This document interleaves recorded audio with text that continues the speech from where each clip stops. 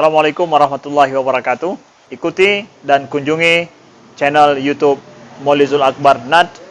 Subscribe, like, share, komen.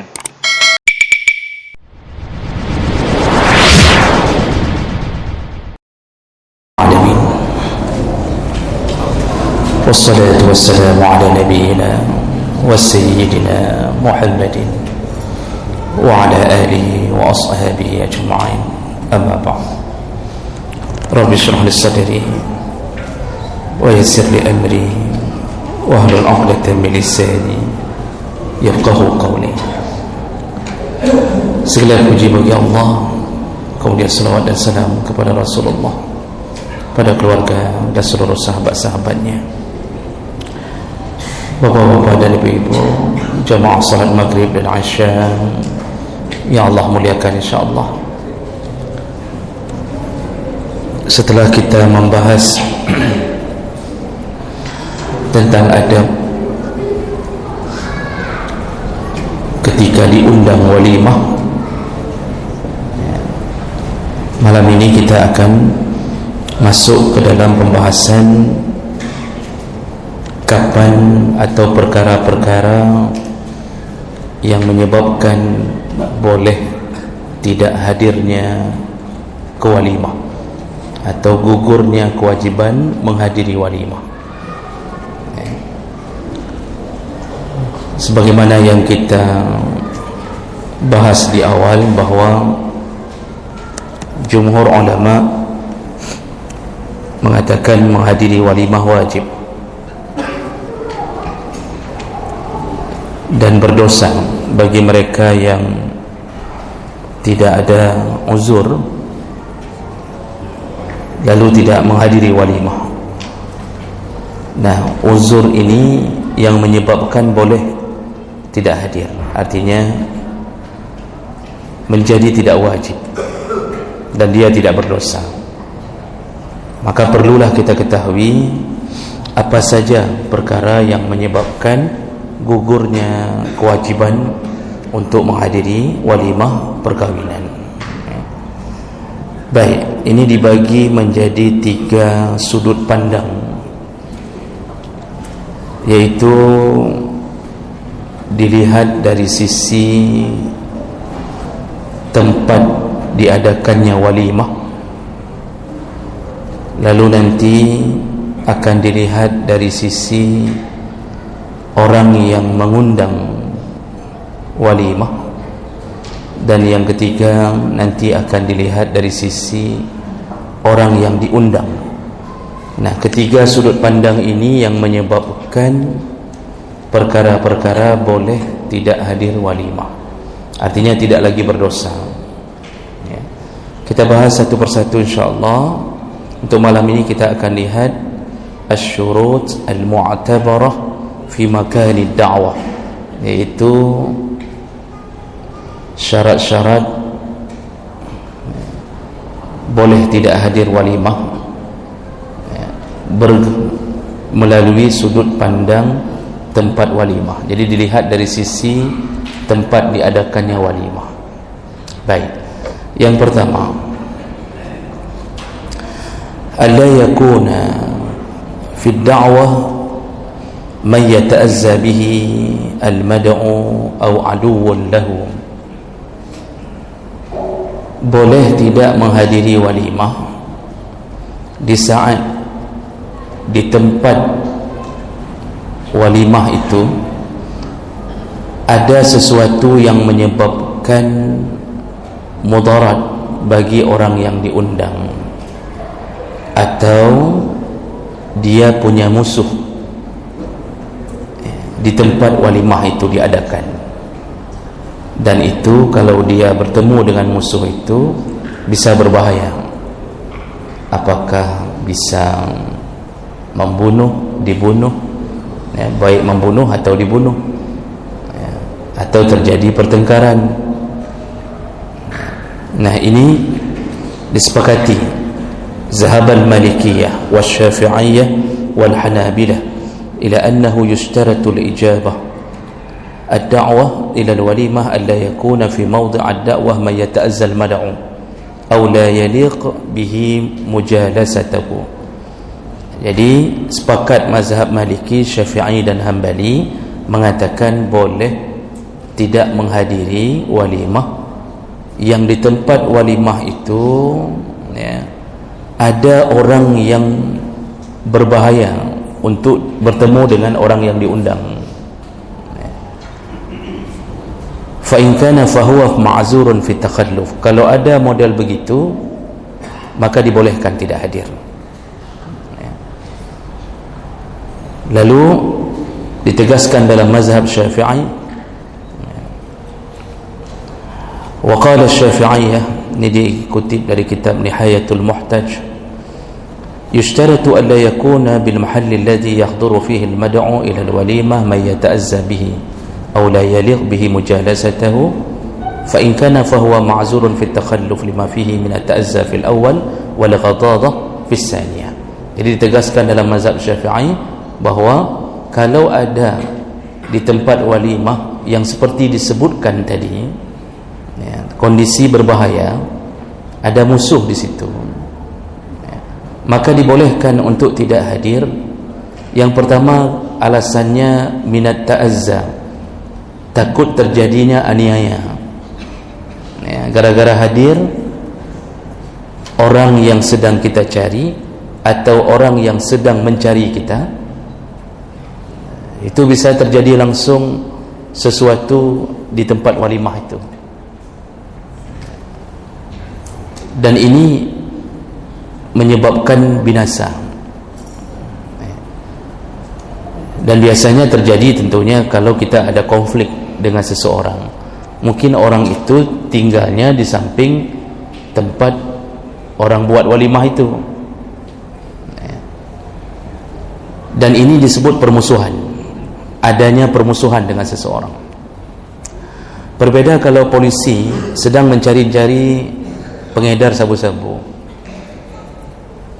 itu memang dia tunggu-tunggu di tempat walimah misal contohnya untuk ditangkap, itu bukan permusuhan, itu memang layak untuk dicari. Ini ada permusuhan yang menyebabkan bahaya ya. Wal ghadadah fi tsani, alasan kedua takut terjadinya kehinaan atau terhina di tempat walimah itu, gara-gara mau pakai, kita sudah pakai baju bagus, kita datangi undangan orang, di situ rupanya sudah terjadi perkelahian sehingga menyebabkan kehinaan, terhina, maka itu alasan kedua boleh tidak hadir di tempat walimah tersebut ya. Wa mathalu li ta'azza bi huduri man bainahu wa bainal mad'u adawatun dhahirah. Dan ini memang jelas, artinya ada permusuhan yang zahirah, permusuhan yang nyata ya. Dan kita khawatir kita tidak bisa menahan diri ketika bertemu dengan orang itu di tempat walimah ya.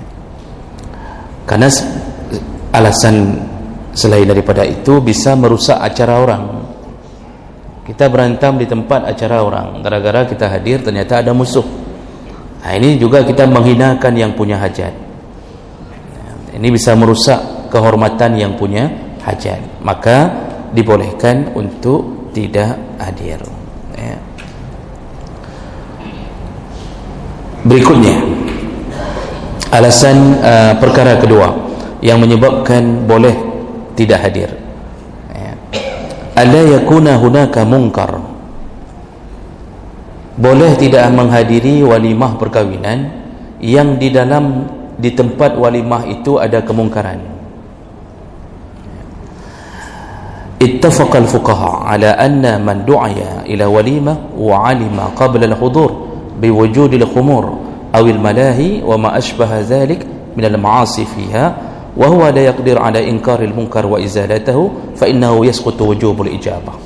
Sepakat para ahli fikih mengatakan bahawa barang siapa yang diundang ke suatu tempat walimah dan dia tahu di tempat walimah itu sebelum hadirnya dia sudah tahu bahawa di situ akan disediakan al-khumur, disediakan minuman memabukkan, atau al-malahi, ataupun terjadi maksiat berbentuk tari-tarian, nyanyi-nyanyian, yang model-model begitu, yang sifatnya memang terlarang dalam agama. Karena kita pernah bahas bahawa kalau hanya sekedar nasyid, masih banyak ulama yang membolehkannya. Kalau hanya sekedar nasyid, salawat atau bentuknya akapela, maka masih ada ulama yang membolehkan. Tapi kalau bentuknya keyboard dengan diundang penyanyi wanita, itu sebenarnya sudah masuk ke dalam kategori mungkar. Walaupun tidak ada joget dangdut di situ, tapi dengan mengundang bidu wanita, lalu dia menari, walaupun tariannya tidak terlalu kentara, dengan dia menyanyi di hadapan laki-laki saja sudah mungkar. Makanya kadang-kadang undangan itu enggak pulang-pulang bukan karena enaknya masakan, tapi karena enaknya pandangan. Sampai istrinya pulang duluan, ditunggu istrinya di depan rumah dengan parang terhunus. Kata istrinya, hanan wawo mangat tak mata hinan. Ini mungkar. Makanya yang pakai keyboard itu coba fikir lebih dahulu. Uang habis, berkah tidak ada. Bayar orang untuk menyanyi hanya untuk menghilangkan pahala walimah. Kan bodoh sekali. Hari-hari keberkahan, tapi kita habiskan semua pahala dengan laknat Allah di atas tempat itu. Maka orang yang diundang, apapun bentuk maksiatnya, apapun bentuknya, kadang-kadang bukan maksiat di hari H-nya, tapi sebelum hari H, jadi malam sudah main judi di situ. Anak-anak muda kumpul main judi, atau paling kurang main batu lah, walaupun tidak berjudi, karena itu termasuk perbuatan makruh, menyia-nyiakan waktu. Jadi bentuknya yang memang walaupun bukan pada hari H, tapi orang sudah berkumpul untuk melakukan maksiat. Dan ini Bapak Ibu, kita di Aceh alhamdulillah masih lumayan terjaga. Kalau Bapak dan Ibu tahu, pasti ke Kuala Simpang ke atas itu sudah mulai kita melihat yang tidak kita duga-duga sebelumnya. Itu buat acara sampai 7 hari. Jadi ramainya itu di waktu maghrib, semakin ramai. Itu tidak ada yang salat di situ. Yang diundang bukan hanya satu perempuan untuk menyanyi, memang diundang show. Jadi penari dangdut, penyanyi dangdut diundang. Nanti ujung-ujungnya dintu baru, dara baru, besan. Jadi mertuanya, bahkan orang tua kandungnya itu ikut menari bersama-sama. Itu keadaan begitu kita keluar mulai dari perbatasan, itu sudah pandangan itu akan nampak. Nah, yang model-model begini, maka yasqutu wujubul ijabah, gugurlah kewajiban untuk hadir. Jadi enggak dosa lagi enggak hadir. Ini apabila kita sudah tahu dari awal bahwa ini tempat ini akan ada maksiat, kita akan disuguhkan maksiat. Summa ikhtalafu fi jawaz hudurihi fi hadhihi al-halah. Namun para ulama fiqih kemudian berbeda pendapat tentang boleh tidak hadir. Tadi kan gugur wajib, artinya enggak hadir enggak dosa lagi. Sekarang kalau hadir boleh tidak? Kita ingin hadir juga. Fazahab Syafi'iyah, dalam mazhab Syafi'i fil adhar, dengan pandangan yang kuat, wal Hanabilah juga disetujui dalam pandangan mazhab Hambali, annahu yuhramu alaihi al-hudur. Menurut mazhab Syafi'i, boleh tidak hadir itu maksudnya haram menghadiri kalau sudah tahu dari awal ada kemungkaran. Dan itu berdasarkan hadis Jabir bin Abdullah radhiyallahu anhuma, qala Rasulullah sallallahu alaihi wasallam, man kana yu'minu billahi wal yawmil akhir fala yajlis ala ma'idatin yudaru 'alaiha al-khamar. Kata Rasulullah, barang siapa yang beriman kepada Allah dan hari akhir, maka janganlah dia duduk, maksud duduk jangan hadir, ala maidah. Maidah itu meja makan, maksudnya di tempat ada undangan yang berbentuk hidangan, jangan hadir kalau di tempat itu yudaru 'alaiha al-khamar, disediakan minuman khamar. Dan itu kiasannya kepada semua maksiat, enggak mesti khamar, ya, apapun bisa jadi di situ disiapkan ganja, ya, atau sabu-sabu, atau bahkan lem cap kambing. Mungkin ada kelompok yang memang kelompok ngelim, Pak, ya, disediakan. Jadi yang mau sabu-sabu disediakan tempat, yang mau ini disediakan tempat, ya. Termasuklah kalau menyediakan makanan haram walaupun diperuntukkan kepada orang kafir. Rupanya ini misal yang buat acara ni bos satu perusahaan, dia punya kolega orang-orang non muslim, ya. Lalu dia ternyata juga selain menyediakan sapi, kambing, juga dia menyediakan babi, B1, B2, bebek, abui maksudnya, ya. Disediakan, padahal dia muslim.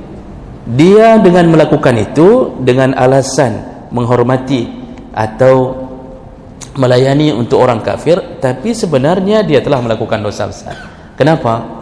Itu haram bagi kita, juga haram menyediakannya bagi orang walaupun kafir. Tidak ada sejarahnya, ya, orang Islam dibolehkan menyediakan yang haram walaupun untuk orang kafir. Jadi ada yang mengatakan, tapi ini bukan saya sediakan untuk orang Islam, saya sediakannya untuk teman-teman yang kafir. Berarti dengan begitu kita meridai bahwa haram itu boleh dinikmati, ya. Jadi jemaah maka Allah, ini dalil ini menunjukkan bahwa haramnya mendatangi tempat yang ada acara kemungkaran, ya. Kemudian ditegaskan lagi bahwa kalau seandainya seseorang hadir di tempat itu lalu tidak mengetahui bahwa ada kemungkaran di tempat itu, kalau tadi langsung tahu langsung haram, ini sekarang dia hadir, ya, dan dia tidak tahu bahwa ada kemungkaran, begitu sampai baru dia tahu bahwa di situ ternyata ada sesuatu yang mungkar, ya, maksiat di dalamnya. Maka posisi di saat ini fa'alaihi al-ijabah wa la yakunu khawfuhu minha uzran fi ta'khir anha, dijawaz alla yakun. Walaupun ada maksiat, kita setelah parkir masuk ke gedung baru tahu di situ ada penari dangdut, maka tetap dibolehkan menghadirinya, tidak perlu keluar, namun sangat dianjurkan la yushahiduha wa la yasma'uha, jangan saksikan dan jangan dengarkan. Kayak mana cara jangan saksikan dan jangan dengarkan? Ini nasi udah di tangan, maksudnya jangan lihat-lihat ke penari dangdut itu. Tapi saya tidak yakin, ya, kita paling satu suap dua suap sanggup tahan, mata kan naik juga sekali-sekali ke panggung itu, seperti bukan laki-laki saja, ya. Jadi jemaah maka Allah, inilah susahnya menghindari maksiat. Itu boleh kalau sanggup tidak saksikan dan tidak dengar, terjebak di dalam maksiat, terjebak, ya. Dan seandainya pun, ya, dia terjebak di situ, ya, dengan alasan tidak bisa pulang karena mungkin sudah dipaksa hadir dipaksa makan oleh yang sahibul hajah, maka dia boleh bertahan hanya sekedar untuk memakan hidangan saja. Setelah itu secepatnya dia keluar dari tempat itu, ya. Tapi tinggalkan dulu piring sama gelas yang sedang dimakan, baik nak puplung pingan-pingan ke dia luar, disuruh tinggalkan segera. Habis makan, Assalamualaikum aja, ya. Jangan nikmati tempat itu kalau seandainya terjebak di tempat itu. Nah, kemudian ada satu golongan yang malah wajib hadir walaupun ada maksiat. Ada golongan malah wajib hadir walaupun ada maksiat. Siapa mereka? Wa nassas Syafi'iyah wal Hanabilah ala annahu in 'alima wujudan munkar qabla al-hudurihi fa in kana al-munkar yazulu bi hudurihi li nahwin 'alima aw jaa'a falyahdhur wujuban. Ijabatu lid-da'wah wa izalatu lil-munkar. Nah, ditegaskan lagi dalam mazhab Syafi'i dan Hambali bahawa kalau ada orang yang sudah tahu bahawa di situ ada mungkar, jadi sudah ada joget-joget, dangdut-dangdut, sudah ada makanan haram, maka kalau dia yakin kehadirannya bisa menghilangkan kemungkaran itu, maka dia tetap wajib hadir. Dia yakin kalau dia hadir, kemungkaran itu bisa dihilangkan dengan kekuasaannya, maka dia tetap wajib hadir dengan niat yaitu izalah lil munkar. Dia harus menghilangkan kemungkaran itu. Ini contohnya misal dibuat walimah di satu kampung. Pak kecil tidak diberitahu bahwa ada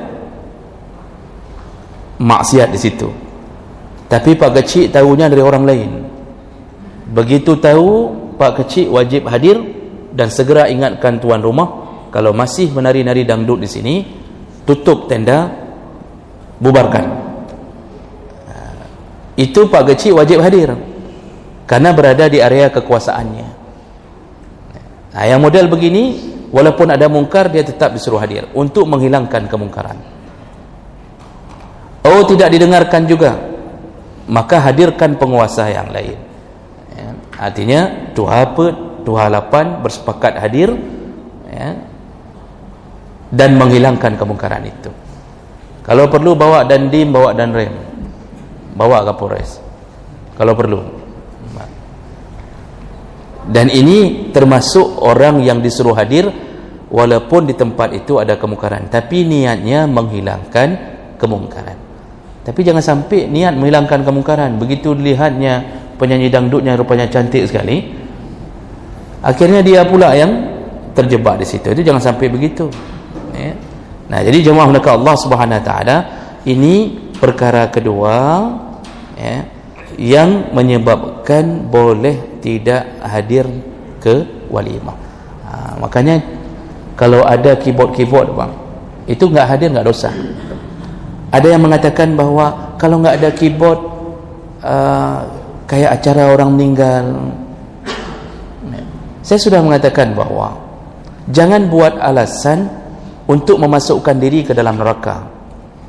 Itu kan cuma dalih. Apalagi orang kurang imannya itu tidak peduli dengan hal begitu. Padahal tanpa musik pun walimah itu tetap indah. Karena walimah itu memang tempat orang berkumpul.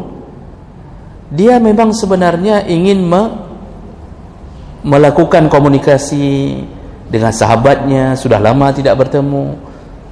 Gara-gara ada nyanyian-nyanyian seperti itu, dipenuhi ruangan dengan suara keyboard itu, kita bicara ke samping pun tidak bisa. Padahal dengan kawan kita itu, kita sudah tidak ketemu selama 25 tahun.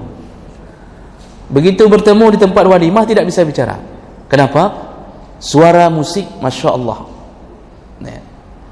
Ini makanya sebenarnya yang punya hajat itu bukan indah menyediakan musik-musik. Itu kan menipu diri sendiri. Coba tanya sama orang yang hadir walimah, mana lebih indah, yang ada musik atau tidak ada musik? Lebih indah yang tidak ada musik. Bicara nyaman, ketemu sama ini bicara enak, mau bisnis di situ bisa, ketemu sama teman SD, lalu kita bilang ini fulan ya yang dulu dicelanakan, langsung ngaju hanai mengendi, langsung dia tidak kawan lagi di saat seperti itu. Artinya ini salah cara berkenalan pertama. Jadi Bapak Ibu yang Allah muliakan, jadi kesimpulannya apa dalam masalah ini? Gak apa-apa tidak hadir walimah yang menyediakan kemungkaran. Yang keyboard-keyboardnya jangan hadir ya. Makanya kalau saya tidak hadir di undangan bapak-bapak yang buat keyboard, itu maklum-maklum saja. Boleh tidak kita di tempat parkir ternyata dari jauh sudah terdengar gedam-gedum orang menari atau menyanyi, langsung kita putar balik, dibolehkan.